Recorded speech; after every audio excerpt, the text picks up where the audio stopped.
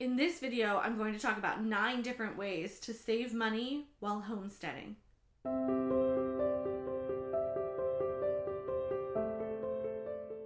Hi, I'm Stacy Menton from singingmamashomestead.com, where we provide information for singers and professional voice users who are interested in learning about vocal wellness on a path to whole body wellness.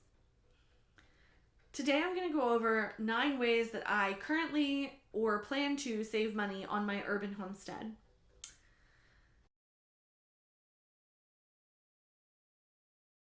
Number 1, Unpaper Towels. I made these awesome towels. They have owls on one side, yellow terry cloth on the other. I made them about 3 years ago. They're starting to fade now, but I have saved a ton of money on not buying paper towels every week. We buy them when we go on vacation, and we buy them when we have somebody staying at the house that we think would be uncomfortable with using the unpaper towels, but honestly they do the same thing, and they've saved me a ton of money. Number 2, grow your own.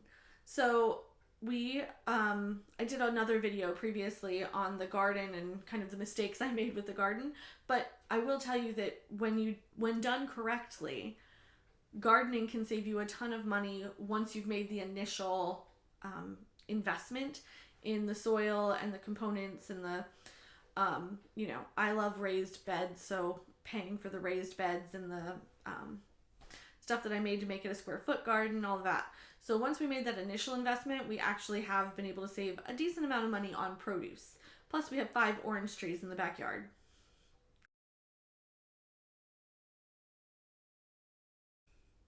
Number 3, make do with what you have.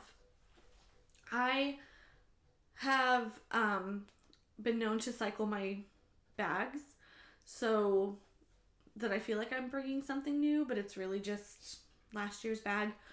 It still looks nice. I still have my iPhone 8 instead of getting, I think we're up to the 11 right now when I'm making this video. So I still have my iPhone 8 and it's working just fine. I've also learned to patch old clothes and sew some PJ pants to save me some money that way. Using extra fabric that I have from other projects to be able to make my own PJ pants is pretty cool. And then finally, I've repurposed things. Like I repurposed a wine rack into an essential oils rack.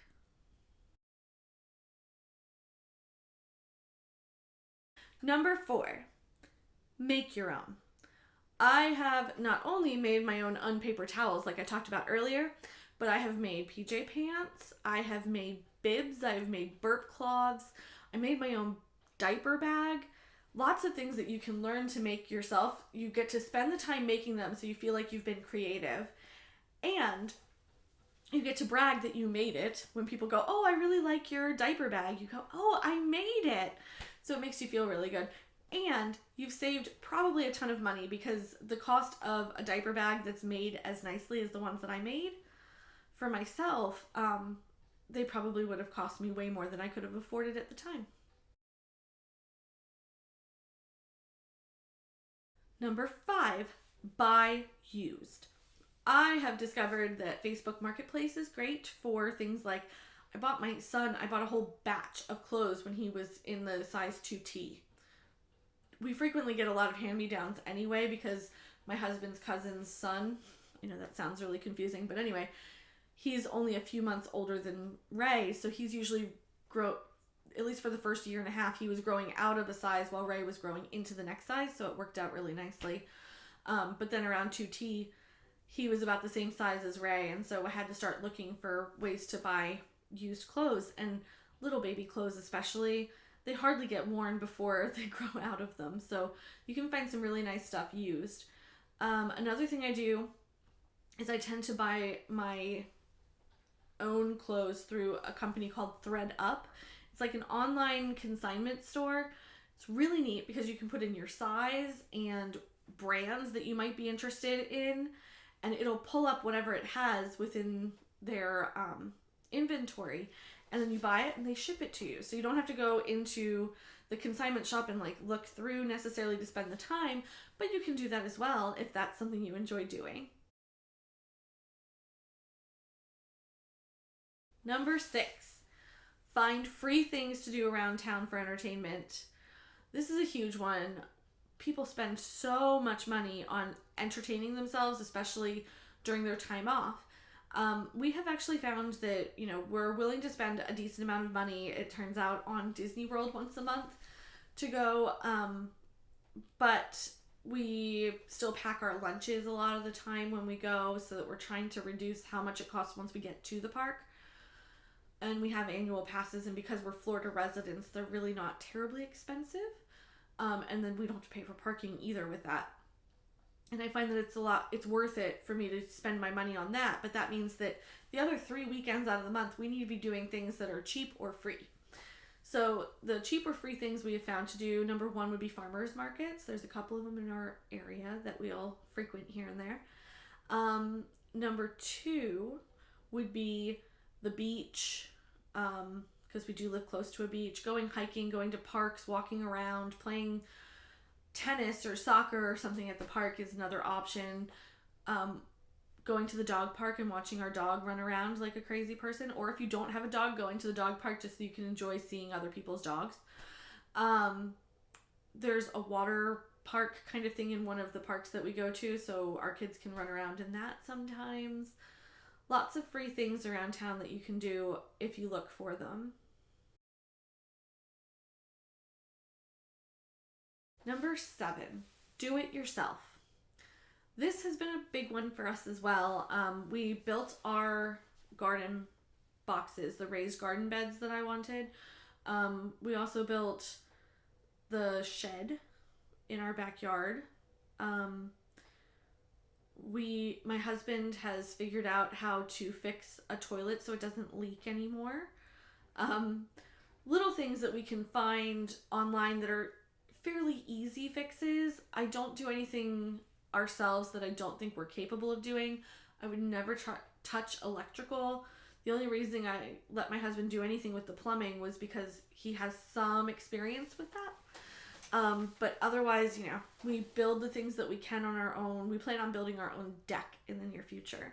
We also have a home inspection and cleaning schedule to try to keep the house in top-notch shape for as long as we can, so that there's less surprises down the road. Number 8, budget. I think I said in a previous video, probably about buying my first house, I love thebudgetmom.com. She is awesome. She's taught me so much about budgeting, but honestly, finding a system that works for you to be able to learn how to manage your money, but also plan to use your money as you want to, but a budget you can afford. That's been huge for us to learn what we can afford.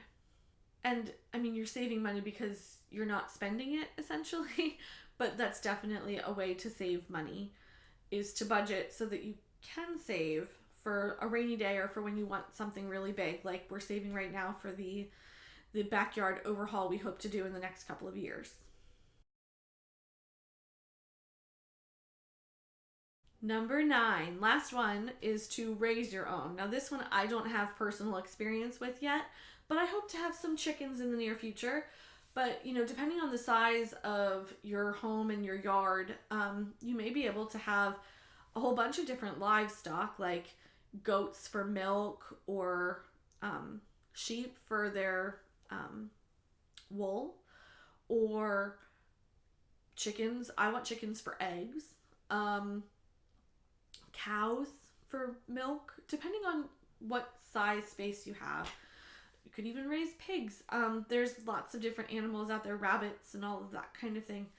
Whatever you're interested in having around the house, raising your own can be a lot cheaper in the very long run than going out and buying it, especially if you're getting some benefit from it, I feel like I'm taking care of things. I have these animals that I care for and I love the animals, and I'm going to, also benefit off the fact that I get eggs every morning that are fresh. That you want to make sure that you have an enclosure for those animals though before you purchase them. That will come for us one of these days.